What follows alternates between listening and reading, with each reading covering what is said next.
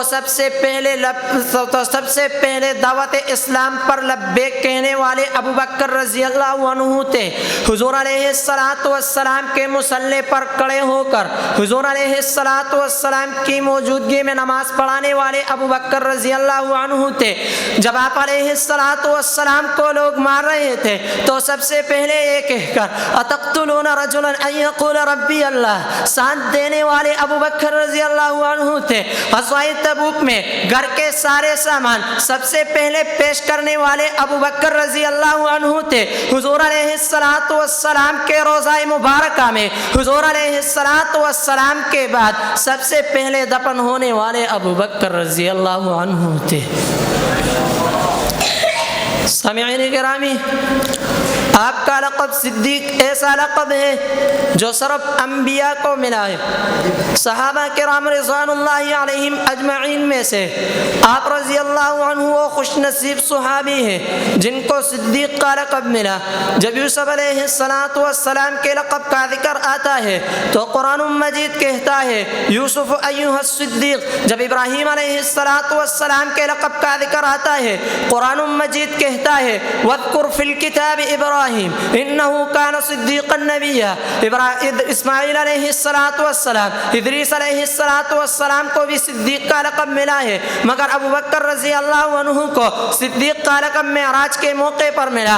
حضور علیہ السلام نے جب معراج کی بات مشرکین کے سامنے بیان کی تو مشرکین کہنے لگے کہ اس بات پر یقین کیسا کر لیا جائے کہ ایک انسان ہو کر اتنے مختصر سے وقت میں، جبکہ جس بستر سے اٹھ کر گئے وہ ابھی تک گرم، جس پانی سے وضو کیا وہ ابھی تک حرکت میں، جس دروازے سے گزر گئے اس کی کنڈی ابھی تک حرکت کر رہی ہے، اتنے مختصر سے وقت میں مسجد اقصی بھی دیکھ لی، 7 آسمانوں کی سیر بھی کر لی، جنت کے پرلطف نظارے، جہنم کے دردناک عذاب بھی دیکھ لی، اللہ سے ہم کلامی کا شرف بھی پا لیا، انبیاء کو نماز پڑھائی پھر واپس بھی آ گئے، یہ کس طرح ہو سکتا ہے؟ مگر اس وقت بھی ابو بکر رضی اللہ عنہ نے فرمایا اگر یہ تمام باتیں میرا محمد صلی اللہ علیہ وسلم کہتا ہے تو یہ سچ ہے۔ ارے یہ تو کیا اگر میرا محمد صلی اللہ علیہ وسلم یہ بھی کہہ دے کہ میں نے یہ تمام کامیں لمحے کے کچھ حصے میں کیا ہے تو میں اس کو بھی ماننے کو تیار ہوں۔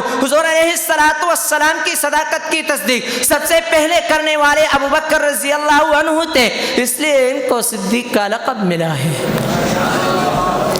سامعین گرامی، اگر آپ سیدنا صدیق اکبر رضی اللہ عنہ کی رفاقت کا اندازہ لگانا چاہیں تو تاریخ کی ورگردانی کریں تو آپ کو نبی علیہ السلام کی زندگی کی 2 راتیں نمایاں نظر آئے گی۔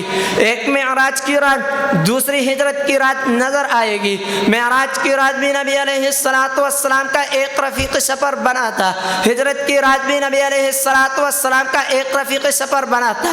معراج کی رات جبرائیل علیہ السلام رفیق سفر بنا تھا، ہجرت کی رات ابو بکر رضی اللہ عنہ رفیق سفر بنا تھا، مگر دونوں میں فرق یہ ہے کہ معراج کی رات جبرائیل علیہ السلام نے راستے میں نبی علیہ السلام کا ساتھ چھوڑ دیا، مگر ہجرت کی رات ابو بکر رضی اللہ عنہ حضور علیہ السلام کا ایسا رفیق بنا کہ آج تک نبی علیہ السلام کے ساتھ نہیں چھوڑا۔ معراج کی رات حضور علیہ السلام کو براق پر سوار کروایا گیا، مگر ہجرت کی رات ابو بکر رضی اللہ عنہ نے حضور علیہ السلام کو سواری کے لیے اپنا کندھا پیش کر دیا۔ اس لیے تو شاعر کہتا ہے وہ پہلا مددگار، پہلا صحابی، نبی نے جسے ہر قدم پر دعا دی، وہ افضل بشر بعد از انبیاء ہے، وہ جانے صداقت، وہ جانے وفا ہے، فرشتے اسی کی اداؤں پہ عاشق، اسی کی نماز و دعاؤں پہ عاشق، نبیوں سے کم تر، اماموں سے اعلیٰ، محمد سے ہر دم وفا کرنے والا۔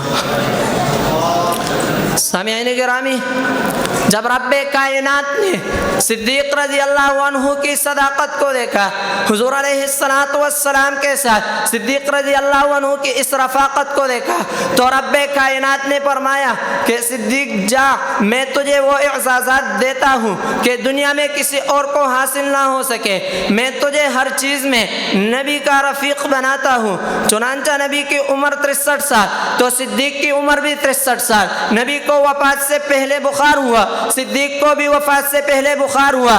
نبی کو بخار 15 دن پہلے ہوا، صدیق کو بھی بخار 15 دن پہلے ہوا۔ نبی کی وفات پیر کے دن ہوئے، صدیق کی وفات بھی پیر کے دن ہوئے۔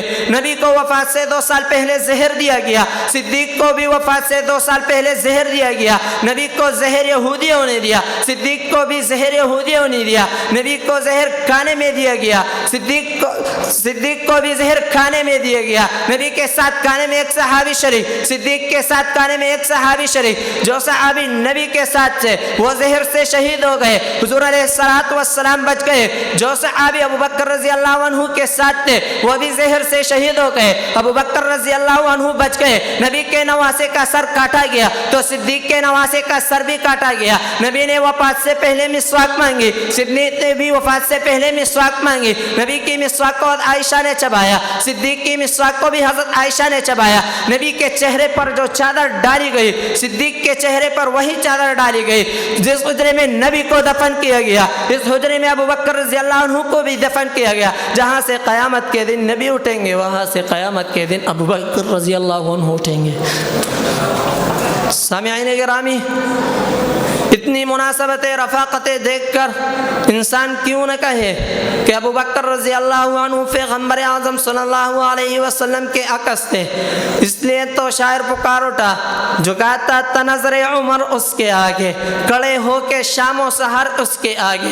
وہ کتنا بڑا ہے خدا جانتا ہے، وہ کیسے بنا ہے خدا جانتا ہے۔ کوئی امتی اس سے بہتر نہیں ہے، کوئی امتی اس کا ہمسر نہیں ہے۔ کوئی اس کو صدیق مانے یا نہ مانے مگر دیے ہیں رتبے اس کو خدا نے۔ وما علینا الا البلاغ المبین۔